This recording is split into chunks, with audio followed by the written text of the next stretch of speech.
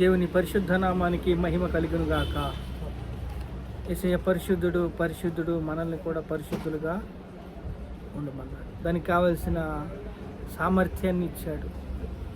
దేవుడు మనల్ని ప్రేమిస్తున్నాడు.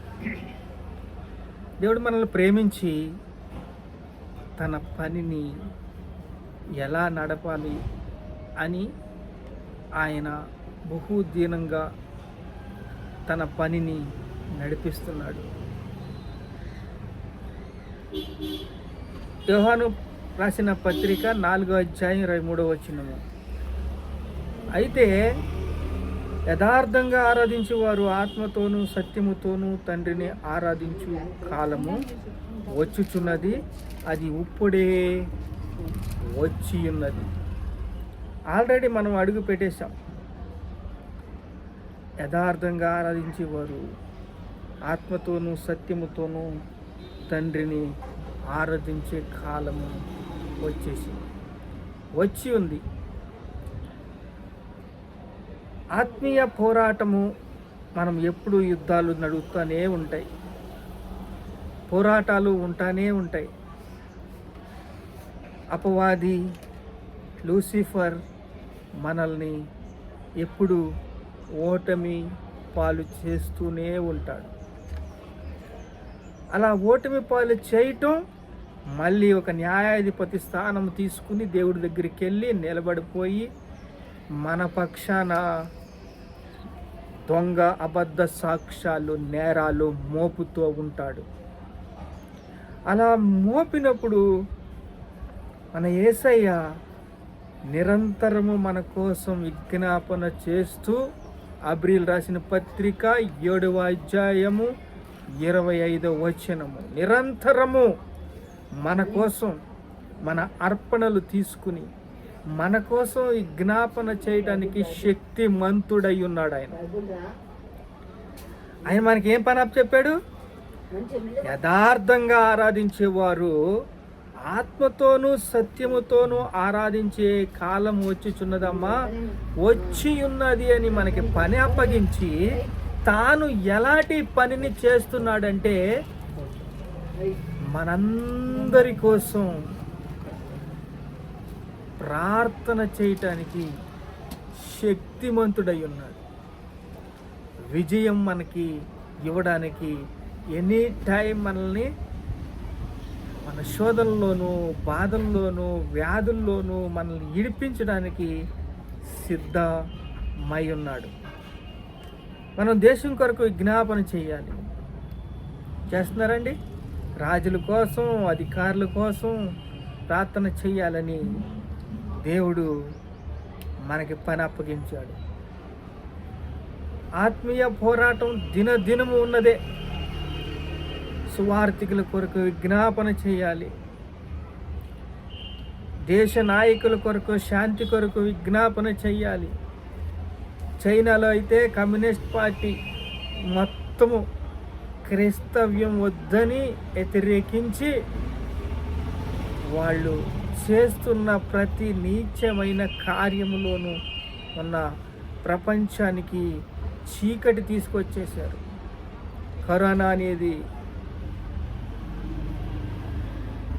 తీసుకొచ్చి అది 19 అంట. మళ్ళీ ఏంటండి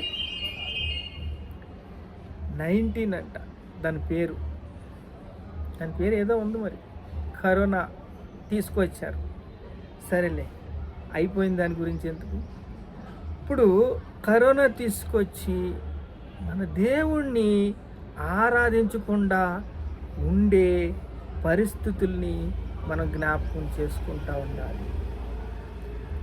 ఇప్పుడు ఉత్తర భారతదేశంలో అంతా అట్టుడికిపోతుంది. మధ్యప్రదేశ్, యూపీ, మహారాష్ట్ర, జార్ఖండ్, అస్సాం, అరుణాచల్ ప్రదేశ్, ఇవన్నీ 13, 14, 15 రాష్ట్రాలు ఉన్నాయి. ఇంకా కొన్ని రాష్ట్రాలు అయితే బిల్లులు లేకుండా కూడా అక్కడ ఆరాధన లేకుండా, స్తుతించకుండా, దేవుణ్ణి మహిమపరచకుండా, రక్షణ సువార్త సునాదము లేకుండా అపవాది తన కార్యాన్ని మొదలుపెట్టి ఉంచాడు. 47వ అధ్యాయం 1వ వచనం చూస్తే, సర్వజనులారా చప్పట్లు కొట్టుచు జయధ్వనులు చేయుచు దేవుణ్ణి కృతజ్ఞతాస్తుతులు చెల్లించండి, దేవుణ్ణి ఆరాధించండి ఆర్భాటముతో. సర్వజనులారా, నేను ఇప్పుడు దాకా చైనా గురించి, ఉత్తర భారతదేశం గురించి కొన్ని ఏరియాస్ చెప్పాను. ఇక్కడ ఆరాధన లేకుండా ఎక్కడ 2-3 కూర్చుని ప్రార్థన చేస్తారో బజరంగ్ దళ్ వచ్చేస్తారు. ఎక్కడ ప్రార్థన చేస్తారో బీజేపీ వాళ్ళు వచ్చేస్తారు, ఆర్ఎస్ఎస్ వాళ్ళు వచ్చేసి అక్కడ ప్రార్థన చేయకుండా చేస్తారు. ఆ గొప్ప మనకి ముందరే తగిలింది. 2 సంవత్సరాలు అవుతుందండి ముందర మనకు గొప్ప తగిలింది. అప్పటి నుంచి భారంతో ఉన్నాం మనం. ఎప్పుడు ఎనీ టైం ఆ గొప్ప ఎవరికైనా ఎలాగైనా వస్తుంది. అలా వచ్చినప్పుడు ఆ బాధని కడుపులో పెట్టుకుని ప్రార్థించి, స్తుతించి, ఆరాధించి, ఘనపరిచి, మహింపరుస్తూ ఉండాలని ఇక్కడ వాక్య భాగం చదివిస్తుంది. సర్వజనులారా చప్పట్లు కొట్టండి, జయధ్వనులు చేయండి, దేవుని గురించి ఉత్సాహగానం చేయండి, ఆర్భాటించండి. దేశ నాయకుల కొరకు, శాంతి భద్రతల కొరకు విజ్ఞాపన చేయండి అని దేవుడు 47వ అధ్యాయం 5వ వచనంలో అయితే ఆరోహణమయ్యాడంట. యెహోవా ఆరోహణమయ్యాడనే ఆ రోజు దావీదు భక్తుడు రాస్తున్నాడు. మన యేసయ్య ఆరోహణ అవుతాడని సంగతి ఆ రోజు పరిశుద్ధాత్మ దేవుడు ఒక భక్తుడితో రాయించి, ఆరోహణమాయను, నా స్వరూపంలో సృష్టించి, ఆయన స్వరూపంలో సృష్టించుకున్నాడు మనిషిని. ఏం చేయడానికి? సర్వజనులారా చప్పట్లు కొట్టుచు జయధ్వనులు చేయుచు దేవుని గురించి ఆర్భాటము చెయ్యండి. యథార్థముతో ఆరాధించేవారు ఆత్మతోనూ సత్యముతోనూ ఆరాధించవలెను, ఆ కాలము వచ్చి ఉన్నదమ్మా అని చెప్తున్నాడు. యేసయ్య స్వయంగానే ఒక సమరయ స్త్రీతో చెప్తున్నాడు, నేనేనమ్మా క్రీస్తుని పరిచయం చేసుకుంటున్నాను. యెహోవా దేవుడు కూడా మనల్ని పరిచయించి, తను తాను పరిచయం సత్యమును ప్రకటించుకోవాల్సి వస్తుంది. ఇప్పుడు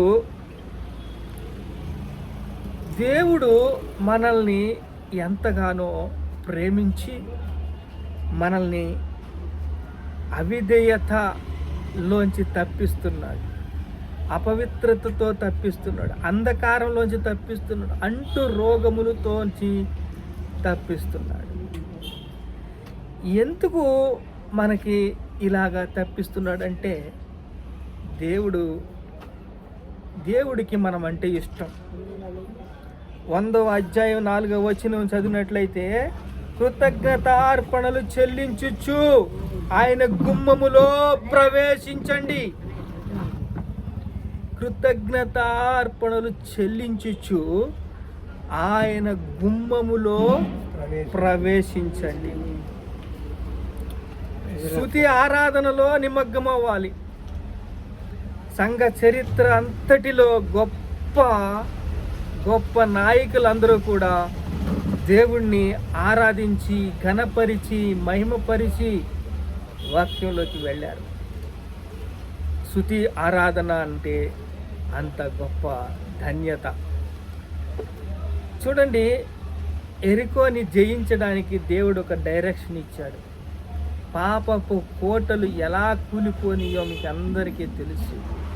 అవి పెద్ద పెద్ద కట్టడాలు. ఆ కోటల్ని ఎలాగ జయించారంటే స్తుతి ఆరాధనతో జయించారు. ఎలా జయించారంటే 7 రోజులు స్తుతి ఆరాధన చేస్తూ ఉన్నారు. 7వ రోజు 7 రౌండ్లు స్తుతి ఆరాధన చేస్తున్నారు. అలా స్తుతి ఆరాధన చేస్తూ ఆ ఎరికో గోడలు, ఎరికో పట్టణం అంటేనే పాపిష్టి ప్రాంతం. ఆ ఎరికోని జయించడానికి ఎరికో గోడలు పైనుంచి కూలిపోని అప్పుడు ఆ పట్టణాన్ని పట్టుకున్నారు, పవిత్రపరిచారు. నెహెమ్యా కాలంలో కూడా దాన్ని కలుపుకున్నారు. మళ్ళీ అహాబు వచ్చి యెజెబెలు దాన్ని కట్టించి తన పెద్ద కొడుకుని, చివరి కొడుకుని చంపుకున్నాడు. అంటే మళ్ళీ ఎరుకోని దాని పాపిష్టి ప్రాంతానికి దాన్ని స్వాధీనం చేసేసారు. ఇప్పుడు ఎరుకో పరిశుద్ధంగా అవ్వాలి అని దేవుణ్ణి స్తుతించారు. అక్కడ కృతజ్ఞత అర్పణలు చెల్లించుచు గుమ్మములో ప్రవేశించుడి, ఆయన గుమ్మములో ప్రవేశించండి. కృతజ్ఞత అర్పణలు చెల్లించాలి. అలా అర్పణలు చెల్లిస్తే అర్పణ 2 రొట్టెలు 3 చేపలు 5,000 మందికి పంచిపెట్టారు. ఏదైనా మన దగ్గర కృతజ్ఞత అర్పణ ఉందంటే దాన్ని ప్రార్థన చేస్తే మన కార్యాల్లో అది ఉపయోగపడుతుంది. అలా కృతజ్ఞత అర్పణలు చెల్లించి దేవుని ఆలయంలోకి మనం అడుగు పెట్టాలని దేవుడు ఆశ. చూడండి, ఇక్కడ అపవిత్రత, అవిధేయత ఏం చేస్తాయంటే దేవుణ్ణి ఆరాధించలే, చేతులు రావు. చేతులెత్తి దేవుణ్ణి ఆరాధించాలన్నప్పుడు దేవుణ్ణి ఆరాధించేవారు ఆత్మతోనూ సత్యముతోనూ యథార్థంగా ఆరాధించేవారు ఆత్మతోనూ సత్యముతోనూ తండ్రిని ఆరాధించే కాలము వచ్చుచున్నది అమ్మా, ఇప్పుడు ఆల్రెడీ వచ్చేసింది అని ఆయన చెప్పాడు. అలా చెప్పిన దేవుడు ప్రమాణం చేశాడు. నా తోడు అని అబ్రహాంతో ప్రమాణం చేశాడు. అలా వాగ్దానాన్ని దరిగా పెట్టుకుని ఆ వాగ్దానాన్ని నిజం చేయడానికైనా చూడండి, రోమియోలు రాసిన పత్రిక 14:11 అయితే ప్రతి మోకాలు నా ఎదుట వంగును, ప్రతి నాలుక దేవుణ్ణి స్తుతించునని ప్రభు చెప్పుచున్నాడు. ఇది జరుగుద్ది, ఇది జరుగుద్ది. ఎందుకంటే ఇప్పుడు ఉన్న కొద్ది మంది దేవుణ్ణి ఆరాధిస్తే పాపపు కోటలు కూలిపోతాయి. పరిశుద్ధంగా జీవించడానికి అందరికీ కూడా మంచి సువర్ణ కాలము రాబోతుంది, వచ్చేసింది, అది ఎంట్రీ కూడా అయిపోయింది. మన కోసం దేవుడు అక్కడ విజ్ఞాపన చేస్తున్నాడు, రాత్రి పగళ్ళు ప్రార్థన చేస్తున్నాడు. మన కోసం ఆయన అబ్రీ 7:25 శక్తిమంతుడై ఉన్నాడు. దేవుణ్ణి స్తుతించడానికి, దేవుణ్ణి ఆరాధించడానికి, దేవుణ్ణి మహింపరచడానికి, మన మీద ఉన్న నేరాలన్నీ కూడా తుడిచిపెట్టి వేయడానికి ఆయన సిద్ధంగా ఉన్నాడు. మనం స్తుతించడం, కృతజ్ఞతార్పణలు అర్పిద్దాం, మనం చప్పట్లు కొడదాం, జయధ్వనులు చేద్దాం, దేవుని గురించి ఆర్భాటము చేద్దాం, దేశ నాయకుల కొరకు, శాంతి కొరకు ప్రార్థన చేద్దాం, విజ్ఞాపన చేద్దాం, దేశం కొరకు ప్రార్థన చేద్దాం, సువార్థికుల కొరకు ప్రార్థన చేద్దాం. మన బాధ్యతలు మనం చేద్దాం. మన బాధ్యతలను మనం మర్చిపోవద్దు. మనం ఓపికగా ముందుకు చేసుకుంటా వెళ్ళినట్టయితే మనము విజయం పొందుకుంటాం. ప్రార్థన చేసుకుందాం. మహాపరిశుద్ధుడైన తండ్రి యేసయ్య, మీకు స్తోత్రాలు స్తోత్రాలు స్తోత్రాలు. స్తుతించటం, ఆరాధించటం, గణపరచటం నాయనా ప్రభా పరిశుద్ధుల లక్షణం, గుణలక్షణాలు కలిగిన దేవుడు నా స్వరూపంలో సృష్టించుకున్నాడయ్యా. ఆయన స్వరూపంలో మమ్మల్ని సృష్టించి ఆయన్ని స్తుతించమన్నాడయ్యా. ప్రభువా నీకు స్తోత్రాలు యేసయ్యా. ఎరికో గోడలు కూలిపోవడానికి ప్రభువా తండ్రి యేసయ్యా నాయన స్తుతులు ఎంతో గొప్పగా పనిచేసింది. స్తుతి ఆరాధనలో తండ్రి ప్రభువా ఎంత కష్టకాలం వచ్చినా, ఎంత గొడ్డు కాలం వచ్చినా, ఎంత తండ్రి కరువు కాలం వచ్చినా ప్రభు దాన్ని ఎదిరించడానికి మేము తండ్రి ప్రభా సమస్తము సాధ్యమే నాయన నీకు. ఎన్ని యుద్ధాలు జరిగిన ప్రభా అది లోక రక్షణ కోసమే, శాంతి కోసమే. యుద్ధం చేసినప్పుడు ప్రభువా మనం స్తుతించినప్పుడు, ఆరాధించినప్పుడు, ఘనపరిచినప్పుడు, మహింపరిచినప్పుడు ఆ రోజంతా దేవునికి మహిమకరంగా మనం ఆ రోజుని తండ్రి దేవుని సన్నిధిలో అద్భుతమైన రోజు. కోర్టు కేసుల్లో కావచ్చు, పోలీస్ ఠాణాలో కావచ్చు, ప్రభువా ఎలాంటి విషయాల్లో అయినా కావచ్చు, దేవుడి శాంతిని పొందుకుని, దేవుని కృపను పొందుకుని, దేవుని దయను పొందుకుని, దేవుని చిత్తాన్ని, నెమ్మదిని పొందుకుని ఆర్భాటముగా దేవుడిని కేకలేసినప్పుడు, ఆరాధించినప్పుడు, స్తుతించినప్పుడు, చప్పట్లు కొట్టినప్పుడు సర్వ శరీరులారా యెహోవాను స్తుతించమంటున్నావు తండ్రి. మీకే స్తోత్ర, స్తుతి, మహిమ, ఘనత, ప్రభావాలు యేసుక్రీస్తు నామములో చెల్లిస్తున్నావు తండ్రి. ఆమేన్.